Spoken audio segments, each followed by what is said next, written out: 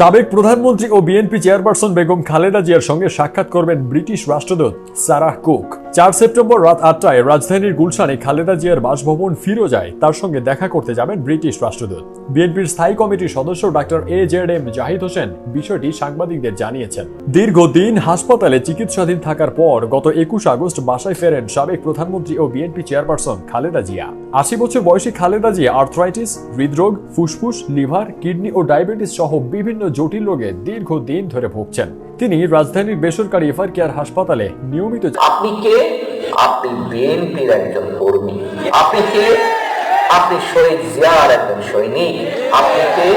আপনি খালেদা জিয়ার একজন সৈনিক। অর্থাৎ দেশের অধিকাংশ মানুষ শহীদ জিয়া, খালেদা জিয়ার সৈনিকের উপরে আস্থা রাখতে চায়, বিশ্বাস রাখতে চায়, কারণ তারা মনে করে এই দল বা এই দলের মানুষগুলো এই দেশের জন্য বা এই দেশের মানুষের জন্য ভালো কিছু করতে সক্ষম হবে।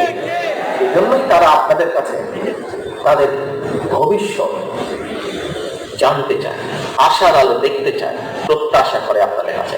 কাজেই সহকর্মীবৃন্দ, আমাদেরকে জনগণের সেই আস্থাকে ধরে রাখতে হবে। জনগণের সেই আস্থাকে যদি ধরে রাখতে হয়, একজন রাজনৈতিক কর্মী হিসাবে, জাতীয়তাবাদী দলের একজন সৈনিক হিসাবে, প্রিয় সহকর্মীবৃন্দ, আপনাদেরকে সতর্ক থাকতে হবে ওই দুরাচার ব্যক্তিদের বিরুদ্ধে যারা দলের সুনাম নষ্ট করতে চায় বা দলের সুনাম যারা বিভ্রান্ত হয়ে নষ্ট করে, তাদের বিরুদ্ধে আপনাদেরকে সোচ্চার থাকতে হবে। আপনাদের মধ্যে হয়তো কেউ কেউ বলতে পারে, ভাই আমি তো জেলা পর্যায়ের নেতা, আমি তো থানা বা উপজেলা পর্যায়ের নেতা, আমি তো ইউনিয়ন পর্যায়ের নেতা, আমি কেমন করে এই ব্যবস্থা নেব?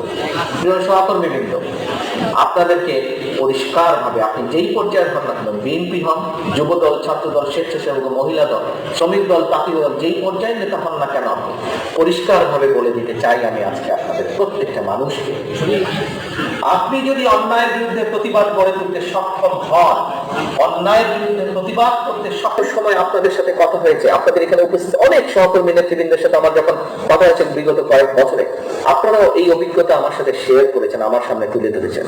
কি সেটি? সেটা হচ্ছে আপনি যখন আপনার এলাকায় বের হন, আপনার এলাকার মানুষ কিন্তু আপনার কাছে আসে, আপনার কাছে এসে বলে, ভাই সামনের দিনে কি হবে, কি দেশ কোন দিকে যাবে, আমাদের জন্য ভালো কি আছে। সহকর্মীবৃন্দ, এই অভিজ্ঞতা আপনাদের সকলেরই আছে এখানে, কিন্তু কখনো কি নিজেকে জিজ্ঞাসা করেছেন কেন আপনার কাছে মানুষ আসে, কেন আপনাকে ঘিরে ধরে, কেন আপনার পিছনে পিছনে শত হাজারো মানুষ লাইন দিয়ে হাঁটে? কারণ একটি, কারণটি হচ্ছে দেশের মানুষ আপনার উপরে আস্থা রাখতে চায়, দেশের মানুষ আপনার উপরে বিশ্বাস রাখতে চায়। করেন, বিশ্বাস রাখবেন, মনে রাখবেন, হয়তো আমি প্রথম দিন জানতে পারবো না, হয়তো দ্বিতীয় দিন জানতে পারবো না, কিন্তু তৃতীয় বা চতুর্থ বা পঞ্চম দিন ঠিকই আপনার আওয়াজ আমার কানে, আমি সেই অন্যায় আপনার সাথে প্রতিবাদ করবো, প্রতিরোধ করার চেষ্টা করবো। কাজে আপনি ভয় পাবেন না। দলের স্বার্থ রক্ষার্থে, দলের সুনাম রক্ষার্থে আপনাকে আপনার নেতৃত্বের অবস্থান থেকে আপনাকে কঠোর হতে হবে, কঠোর ভূমিকা রাখতে হবে, মাঠ করতে হবে, প্রতিরোধ করতে হবে অন্যায়কারীর বিরুদ্ধে। এখন প্রিয় সহকর্মীবৃন্দ, আরেকটি বিষয় আপনাদের সামনে আমি অবতারণা করতে চাই। দেখুন, আমাদের মধ্যে কিছু কিছু মানুষ, আমাদের কিছু কিছু সহকর্মী, বিভিন্ন পর্যায়ে কিছু কিছু সহকর্মী ভাবছেন যে স্বৈরাচারের তো পতন হয়েছে, স্বৈরাচার তো এখন নেই, এ তো ভেঙে গিয়েছে, তার যে দল আছে বা তাদের যে দল আছে তারা তো জনগণ দ্বারা প্রত্যাখ্যাত, জনগণ তো তাদেরকে ঘৃণা করে, জনগণ তো তাদেরকে এখন পছন্দ করে না। কাজেই আগামী দিন তো আমাদের জন্য পথ পরিষ্কার। প্রিয় সহকর্মীবৃন্দ, আমি বিগত কয়েকদিন ধরে এই কথাটি বলে এসেছি। এখানে আমাদের 3 জন স্থায়ী কমিটির সদস্য সহ বিভিন্ন ইউনিটের অনেক সিনিয়র নেতৃবৃন্দ বসে আছেন, যাদের দীর্ঘ রাজনৈতিক অভিজ্ঞতা রয়েছে। আমি মনে করি আমি যেই কথাটি এখন বলবো, আমার অভিজ্ঞ রাজনীতিবিদ সহ উপস্থিত প্রতিটা মানুষ যারা সত্যিকার ভাবে সচেতন, যারা সত্যিকার ভাবে শহীদ জিয়া, খালেদা জিয়া আদর্শে বিশ্বাস করে, আমি মনে করি প্রতিটা মানুষ আমার সাথে একমত। কি সেটি? এই যে বললাম, আমাদের কিছু নেতা কর্মী, সহকর্মী, তারা মনে করছেন মাঠ তো ফাঁকা, সচ্ছল করে আমরা যে কোনো জায়গায় চলে যেতে পারবো। আপনাদের কাছে পরিষ্কার করে আমি বলতে চাই, আপনারা বিভ্রান্তির মধ্যে আছেন। যে চিন্তা আপনারা করছেন শতকরা 100% ভুল চিন্তা আপনারা করছেন। আগামী যেই প্রত্যাশিত জনগণের প্রত্যাশিত যে নির্বাচন, একটি রাজনৈতিক দল হিসাবে আমরা জনগণের কাছে, দেশের কাছে যে নির্বাচন প্রত্যাশা করি, একটি রাজনৈতিক দল হিসাবে আমরা যেই রকম নির্বাচন চাই, জনগণের সেই প্রত্যাশিত যে নির্বাচন সামনে, সেই নির্বাচন আমি মনে করি বাংলাদেশের ইতিহাসে অন্যতম সবচেয়ে কঠিন নির্বাচন। বিএনপি যতগুলো নির্বাচন এই পর্যন্ত নির্বাচনের লড়াইয়ে অবতীর্ণ হয়েছে, সবচেয়ে কঠিন নির্বাচন হবে আগামী সামনের নির্বাচন।